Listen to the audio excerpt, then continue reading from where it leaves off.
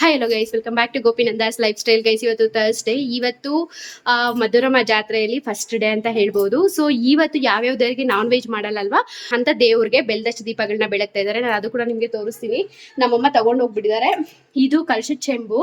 ಇವತ್ತು ತೇರ್ ಮೇಲೆ ಕಲಶನ ಕೂರಿಸ್ತಾರೆ. ಸೊ ಆವಾಗ ಕಲಶದ ಚೆಂಬನ್ನ ಓರ್ತಾರೆ. ಸೊ ಪೂಜೆ ಎಲ್ಲ ಆಗೋದಕ್ಕೋಸ್ಕರ ಕಲಶದ ಚೆಂಬು ಕೂಡ ರೆಡಿ ಮಾಡಿ ಇಟ್ಕೊಂಡಿದ್ದೀನಿ. ಇದನ್ನ ನಾನು ತಗೊಂಡು ಹೋಗ್ತೀನಿ.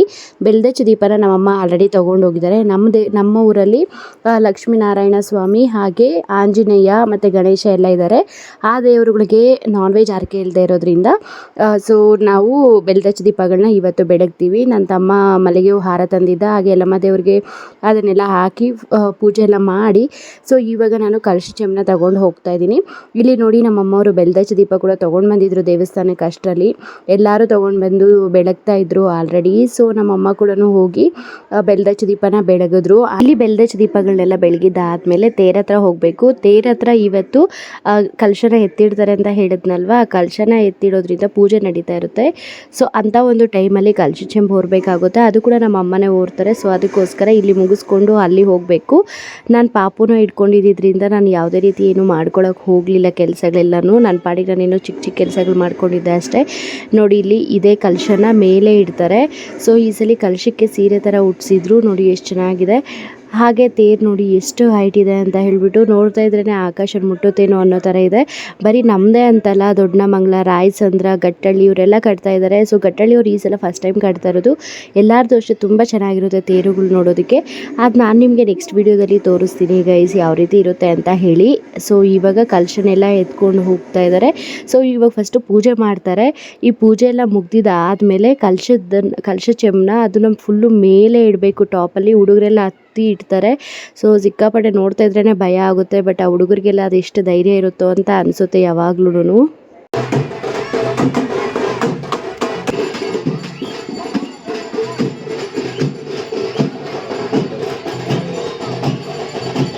ನಮ್ಮ ಪಾಪು ನೋಡಿ ಡೋಲ್ ಸೌಂಡ್ ಕೇಳಿಸ್ಕೊಂಡು ಯಾವ ರೀತಿ ಡ್ಯಾನ್ಸ್ ಮಾಡ್ತಾ ಇದ್ದಾನೆ ಅಂತ ಹೇಳಿ.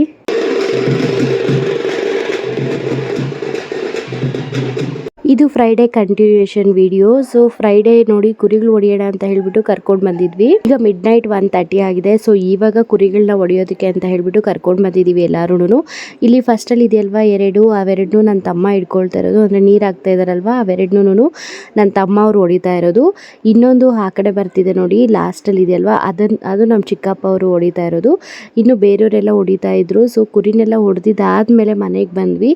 ಸೊ ಈ ರೀತಿ ನಮ್ಮ ಅತ್ತೆಯವರು ರಂಗೋಲಿ ಹಾಕಿದ್ದಾರೆ. ನಮ್ಮ ಅತ್ತೆ ಅಂದರೆ ನಮ್ಮ ಅಮ್ಮ ಅವರ ಅಣ್ಣನ ಹೆಂಡತಿ. ಸೊ ಅವರು ರಂಗೋಲಿ ಹಾಕಿದ್ರು. ಆಮೇಲೆ ಇವರು ನಮ್ಮ ಅಮ್ಮ ಅವರ ಅಪ್ಪ. ಸೊ ಇವ್ರಿಗೆ ಮತ್ತು ನನ್ನ ಹಸ್ಬೆಂಡ್ಗೆ ಸರಿ ಹೋಗುತ್ತೆ ಮಾತುಕತೆ ಆಡೋಕ್ಕೆ. ಯಾಕೆ ಅಂದರೆ ನನ್ನ ಹಸ್ಬೆಂಡು ಯಾರಿಗೂ ಜಾಸ್ತಿ ಎದುರುತ್ರ ಕೊಡೋಕೆ ಹೋಗಲ್ಲ. ಯಾರು ಏನೇ ಹೇಳ್ತಾ ಇರಲಿ ತಾಳ್ಮೆಯಿಂದ ಹ್ಞೂ ಅಂದ್ಕೊಂಡಿರ್ತಾರೆ. సో ಅದಕ್ಕೋಸ್ಕರ సో నేను వీడియో వస్తుందేమమ్మా అని అడుగుతావని నేను అనుకుంటే ఒక మాట ఏమని అడిగిండవా నువ్వు వీణిని అది కాయల పొడి జీవానికి కాదు లేకుండా ఉన్నాను వచ్చి చూసుకోకపోయి తిరిగే రాలేదే. ఓ నీకు వీణిపోయిన కాపమా వీణిపోయిన కాపమా కోపమేమో నాకేం తెలుసు కాదు నీకే ఎవరిపైన నీకు వీణిపోయిన కాపమా చూసుకోడానికి రాలేదా నిషే ఎవరు వస్తే బంధం తేనే కావచ్చు నాకు యాదే ఏం కావాలా లేదా మోసుకొని పోయేది కావాలనా. ನೋಡ್ತಾ ಇದ್ದೀರಲ್ವಾ ಹೇಗೆ ಹೂ ಅಂದ್ಕೊಂಡಿದ್ದಾರೆ ಅಂತ ಹೇಳಿ.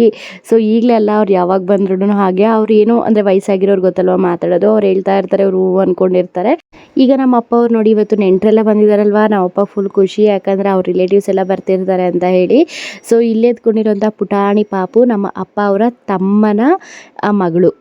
ಸೊ ಅಂದರೆ ಅವರ ಚಿಕ್ಕಪ್ಪ ಮಗನ ಮಗಳು. ಸೊ ನೋಡಿ ಈ ಹುಟ್ಟಿ ಐ ಥಿಂಕ್ 3 months 4 months ಎಷ್ಟೋ ಆಗಿದೆ. ಸೊ ತುಂಬ ಕ್ಯೂಟ್ ಆಗಿದ್ದಾಳಲ್ವಾ. ಇಲ್ಲಿದ್ದಾರೆ ನೋಡಿ ನಮ್ಮ ಅಪ್ಪ ಅವ್ರ ಅಪ್ಪ.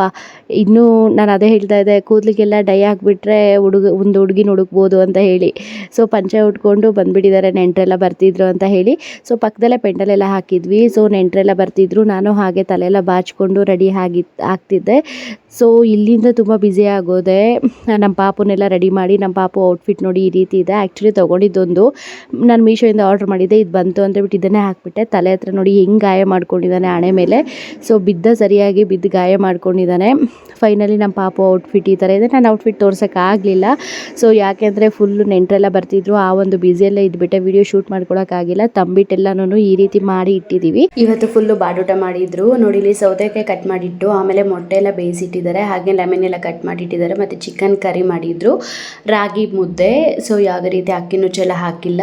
ಆಮೇಲೆ ರೈಸು ಮತ್ತು ಚಿಕನಲ್ಲಿ ಸ್ವಲ್ಪ ಫ್ರೈ ಥರ ಮಾಡಿಸಿದ್ರು.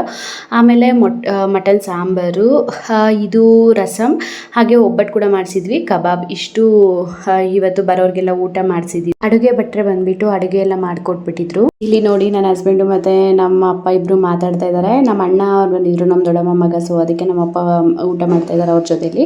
ನಮ್ಮ ಅಪ್ಪ ಸ್ವಲ್ಪ ಡ್ರಿಂಕ್ಸ್ ಮಾಡಿದ್ರು, ಅದಕ್ಕೆ ಹೇಳ್ತಾ ಇದ್ದಾರೆ ನಿನಗೆ ಮತ್ತು ನಿಮ್ಮ ಬಾಮೈನಿಗೆ ಇಬ್ಬರಿಗೂ ನನ್ನ ಮೇಲೆ ಕೋಪ ಕುಡಿತೀನಿ ಅಂತ, ಬಟ್ ನೀವು ಹೇಳ್ಕೊಳ್ಳಲ್ಲ ಅಂತ ಹೇಳ್ಬಿಟ್ಟು. ಸೊ ಅದೇ ಮಾತುಕತೆ ಇಲ್ಲಿ ನಡೀತಾ ಇದೆ. ಆಕಾಶ್ ಕ್ಲಿಪ್ ತೆಗೆದಿದ್ದ ನನಗೆ ಕಳಿಸ್ದೆ, ಸೊ ಅದನ್ನು ಕೂಡ ಇಲ್ಲಿ ಆ್ಯಡ್ ಮಾಡಿದೆ. ಆ ಕಡೆ ಸ್ಯಾರಿ ವೇರ್ ಮಾಡಿದಾರಲ್ವಾ ಅವರು ನಮ್ಮ ಅತ್ತೆ, ಹಾಗೆ ನಮ್ಮ ಚಿಕ್ಕಮ್ಮ ಮಕ್ಕಳು, ಇವರಿಬ್ರು. ನಾನಂತೂ ಫುಲ್ಲು ಬ್ಯಾಟಿಂಗ್ ಮಾಡ್ತಾ ಇದ್ದೀನಿ.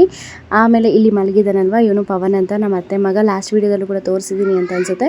ಇಲ್ಲೆಲ್ಲ ಪುಟಾಣಿಗಳಿದಾರಲ್ಲ ಇವರೆಲ್ಲ ನಮ್ಮ ಮಕ್ಕಳು. ಸೊ ಇದು ಫುಲ್ಲು ಫ್ಯಾಮಿಲಿನೇ. ಮತ್ತು ಇವಾಗ ಅಲ್ಲಿಂದ ಊಟ ಎತ್ಕೊಬಂದ್ರಲ್ವ ಅವರು ನಮ್ಮ ಚಿಕ್ಕಮ್ಮ.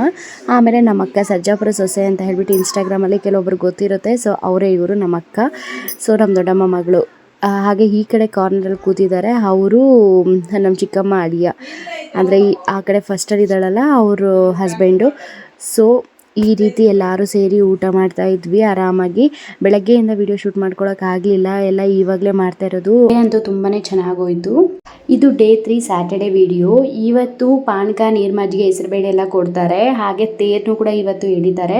ಸೊ ಹೆಸರುಬೇಳೆ, ಪಾನಕ, ನೀರು ಮಜ್ಜಿಗೆ ಮಾಡ್ಕೊಳ್ಳೋದಕ್ಕೋಸ್ಕರ ಇಲ್ಲಿ ರೆಡಿ ಮಾಡ್ಕೊಳ್ತಾ ಇದ್ದಾರೆ. ಈ ರೀತಿ ಊರವರೆಲ್ಲ ಒಂದೇ ಹತ್ರ ಸೇರಿ ಕೆಲಸ ಮಾಡ್ತಾಯಿದ್ರೆ ಎಷ್ಟು ಚೆನ್ನಾಗಿರುತ್ತಲ್ವ. ಸೊ ಎಲ್ಲರೂ ಅಷ್ಟೇ ತುಂಬಾ ಹ್ಯಾಪಿಯಾಗಿ ಕೆಲಸ ಮಾಡ್ತಿದ್ರಿ. ನಾನಿಲ್ಲಿ ಲೇಟಾಗಿ ಬಂದಿದ್ದಲ್ದಿರ ವಿಡಿಯೋ ಮಾಡ್ತಾ ಇರೋದಕ್ಕೆ. ಇವ್ರ ಹೆಸರು ರಾಧಮ್ಮ ಅಂತೇಳಿ. ಇವರು ಬೈತಾ ಇದ್ದಾರೆ. ಸೊ ಅವರು ಬೈದರೂ ಕೂಡ ಏನೇ ಡೈರೆಕ್ಟಾಗಿ ಹೇಳ್ತಾರೆ, ಅಷ್ಟೊಂದು ಬೇಜಾರು ಆಗಲ್ಲ, ನಮ್ಗೆ ಅಭ್ಯಾಸ ಆಗೋಗಿದೆ.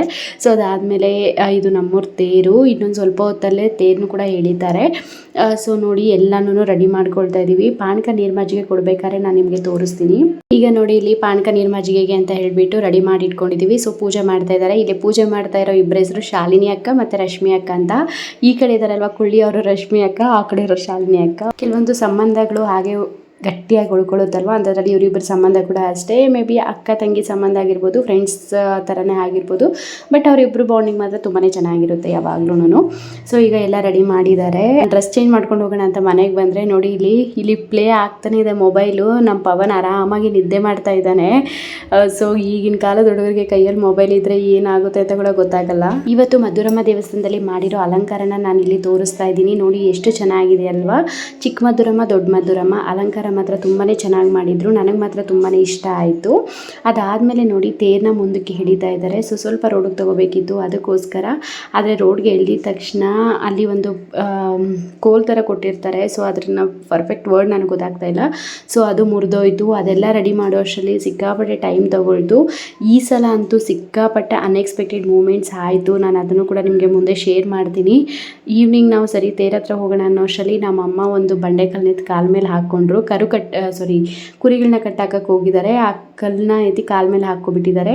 ಫುಲ್ಲು ಮಳೆ ಬರ್ತಾಯಿತ್ತು. ನಮ್ಮಮ್ಮ ನೀವು ಹೋಗ್ಬಿಟ್ಟು ಬನ್ನಿರಿ ಅಂತ ಅಂದರು. ಸೊ ಅದಕ್ಕೆ ತೇರಿಂದ ಹೋಗೋಣ ಅಂತ ಬಂದ್ವಿ. ಬಟ್ ಆದರೆ ನಿಮ್ಮಲ್ಲಿ ಕೆಲವೊಬ್ಬರು ಗೊತ್ತಿರುತ್ತೆ, ಅನ್ಎಕ್ಸ್ಪೆಕ್ಟೆಡ್ ಆಗಿ ಆಗಿರೋ ಒಂದು ಗಾಳಿ ಮಳೆಯಿಂದ ದೊಡ್ಡಮಂಗಲ ತೇರು ಹಾಗೆ ರಾಯಸಂದ್ರ ತೇರು ಎರಡೂ ಬಿದ್ದೋಯ್ತು. ಸೊ ಅದೆರಡು ಬಿದ್ದೋಗಿದ್ದು ಸಿಕ್ಕಾಪಟ್ಟೆ ಬೇಜಾರು ತಂತು ಎಲ್ಲರಿಗೂ. ಹೋಗೋಕ್ಕೂ ಜಾತ್ರೆಗೆ ಹೋಗೋಕ್ಕೂ ಮನಸ್ಸಿರಲಿಲ್ಲ. ಹಾಗೆ ಈ ತೇರು ದೇವಸ್ಥಾನದ ಮುಂದೆನೇ ಬಿದ್ದಿದ್ದು ರಾಯಸಂದ್ರ ತೇರು. ಸೊ ಅದಕ್ಕೋಸ್ಕರ ಅಲ್ಲಿ ತೇರುಗಳು ಹೋಗೋಕ್ಕೂ ಜಾಗ ಇರಲಿಲ್ಲ. ಸೊ ನಮ್ಮ ತೇರು ಊರು ಕೂಡ ದಾಟಿರಲಿಲ್ಲ. ಅಷ್ಟರಲ್ಲಿ ಪೊಲೀಸವ್ರು ಕಾಲ್ ಮಾಡಿಬಿಟ್ಟು ಮುಂದಕ್ಕೆ ತೇರನ್ನ ಕರ್ಕೊಂಡು ಬರಬೇಡಿ, ಎಲ್ಲಿದೆಯೋ ಅಲ್ಲೇ ಸ್ಟಾಪ್ ಮಾಡಿ ಅಂದರು. ನೀವು ನೋಡ್ತಾ ಇರ್ಬೋದು ಎಷ್ಟು ಗಾಳಿ ಇದೆ ಅಂತ ಹೇಳಿಬಿಟ್ಟು. ಅಲ್ಲಿ ಕಟ್ಟಿರೋ ಬಾವುಟ ಅದೆಲ್ಲ ಅಲ್ಲಾಡ್ತಾ ಇರೋದ್ರಿಂದನೇ ಗೊತ್ತಾಗುತ್ತೆ. ಸಖತ್ ಬೇಜಾರಾಗ್ತಿತ್ತು. ಅದಕ್ಕೆ ನಾನು ನೆಕ್ಸ್ಟ್ ದಿನ ಕೂಡ ಜಾತ್ರೆಗೆ ಹೋಗಿರಲಿಲ್ಲ. ಏನೋ ಒಂಥರ ಬೇಜಾರಿತ್ತು. ಸೊ ಅದಾದಮೇಲೆ ಮಂಡೇ ಪಾಪು ಆಟಾಡಬೇಕು ಅಂದ. ಅದಕ್ಕೋಸ್ಕರ ನನ್ನ ತಮ್ಮವ್ರ ಜೊತೆ ಜಾತ್ರೆಗೆ ಹೋಗ್ಬಿಟ್ಟು ಬರೋಣ ಅಂತ ಹೋದೆ. ಸೊ ನಮ್ಮಮ್ಮಗೆ ಆ ರೀತಿ ಆಗಿದ್ದಾಗಿರ್ಬೋದು. ಮತ್ತು ತೇರು ಕೂಡ ಹೋಗಿರಲಿಲ್ಲ ಈ ಸಲ. ಬರೀ ಗಟ್ಟಳ್ಳಿ ತೇರು, ಸಂಜೀವನಗರ ತೇರು ಎರಡೇ ಬಂದಿದ್ದು ದೇವಸ್ಥಾನದ ಹತ್ರ. ಯಾವಾಗಲೂ ಅಲ್ಲಿ 4-5 ತೇರು ನಿಂತಾಗ ನೋಡೋ ಖುಷಿನೇ ಬೇರೆ ಇರ್ತಾಯಿತ್ತು. ತುಂಬ ಜನಕ್ಕೆ ಗೊತ್ತು ಉಸ್ಕೂರು ಮಧುರಮ್ಮ ಜಾತ್ರೆ ಯಾವ ರೀತಿ ನಡೆಯುತ್ತೆ ಅಂತ. ಬಟ್ ಈ ಸಲ ಆ ರೀತಿ ಆಗಲೇ ಇಲ್ಲ. ತುಂಬ ಅಂದರೆ ತುಂಬಾ ಬೇಜಾರಾಗುವಂತಹ ವಿಷಯಗಳೇ ಆಯಿತು ಈ ಸಲ. ಬಟ್ ಆದರೆ ದೊಡ್ಡನಮಂಗಲದವರು ವಿತಿನ್ 15 ಅವರ್ಸಲ್ಲಿ ಅವ್ರು ಮತ್ತೆ ತೇರು ಕಟ್ಟಿದ್ರು. ಆ ಒಂದು ಕ್ಲಿಪ್ ನನ್ನ ಹತ್ರ ಇಲ್ಲ, ಇದ್ದಿದ್ರೆ ಪಕ್ಕ ಆ್ಯಡ್ ಮಾಡ್ತಾಯಿದ್ದೆ. ಸೊ ಅವ್ರು ನಿಜವಾಗ್ಲೂ ಗ್ರೇಟ್ ಅಂತ ಹೇಳ್ಬೋದು. ಅದಾದಮೇಲೆ ನನ್ನ ಪಾಪುನ ಸ್ವಲ್ಪ ಹೊತ್ತು ಆಟ ಆಡಿಸ್ಕೊಂಡು ಕಳ್ಳೆಪುರಿ ಎಲ್ಲ ತಗೊಂಡು ವಾಪಸ್ ಬಂದೆ. ಈ ಸಲ ಜಾತ್ರೆ ನನ್ನ ತಮ್ಮನ ಜೊತೆನೇ ನೋಡಿದೆ ಅಂತ ಹೇಳ್ಬೋದು. ಅವನ ಕೈಲೇ ಖರ್ಚೆಲ್ಲ ಮಾಡಿಸ್ದೆ. ಇಲ್ಲಿ ನೋಡಿ ಹುಡುಗರೆಲ್ಲ ಸೇರಿಕೊಂಡು ಯಾವ ರೀತಿ ಆಡ್ತಾಯಿದ್ದಾರೆ. ಬಟ್ ಆದರೆ ಈ ಗ್ಯಾಂಗ್ ಎಲ್ಲ ಬಂದ ಮೇಲೇ ಆ ಜಾತ್ರೆಗೆ ಒಂದು ಕಳೆ ಚೇಂಜ್ ಆಗೋಯಿತು. ನಾನು ಹೋಗಿದ್ದಕ್ಕೂ ಒಂಥರ ಖುಷಿ ಆಯಿತು. ಫುಲ್ಲು ಇದು ಬರುತ್ತಲ್ವ ಗವೆ, ಅದರೆಲ್ಲ ಆಡಿಕೊಂಡು ಅದಾದಮೇಲೆ ವಿನ್ ಆಗೋದು, ಸೋಲೋದು, ಈ ರೀತಿ ಎಲ್ಲನೂ ಸಿಕ್ಕಾಪಟ್ಟೆ ಚೆನ್ನಾಗಿ ಎಂಜಾಯ್ ಮಾಡ್ಕೊಂಡು ಆಡಿದ್ರು.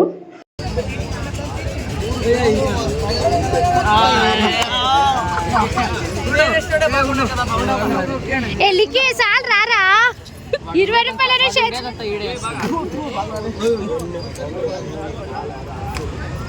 ಇದು ಭಾನುವಾರದ ನೈಟು ಪಲ್ಲಕ್ಕಿಗಳು ಮತ್ತು ಕರಗ ಇರುತ್ತೆ. ಸೊ ಪಲ್ಲಕ್ಕಿಗಳೆಲ್ಲ ಎಷ್ಟು ಚೆನ್ನಾಗಿದೆ ಅಂತ ಹೇಳಿಬಿಟ್ಟು ಒಂದಕ್ಕಿಂತಲೂ ಒಂದು ತುಂಬಾ ಚೆನ್ನಾಗಿದೆಯಲ್ವಾ. ಸೊ ಹಾಗೆ ಕರಗನ ಕೂಡ ತೋರಿಸ್ತೀನಿ ನೋಡಿ.